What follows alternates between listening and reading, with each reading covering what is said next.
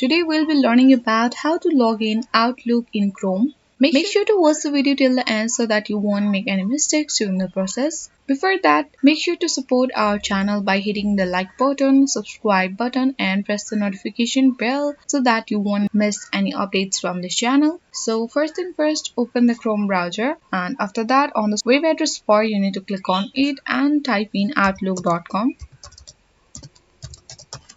And once you type in, press enter on the keyboard. So this will take you to the official website of Outlook. You need to click on the sign in button. If you haven't yet created account, you can create account for free by clicking on this create free account button. For now, let's click on sign in. You have been taken to the sign in page where you need to enter your email, phone or Skype. So let's enter our email and click on this next button. After that, you need to enter your password. If you have forgotten your password, you can click on this forget password link and reset your password. After you reset your password, you need to enter here and you can click on the sign in button.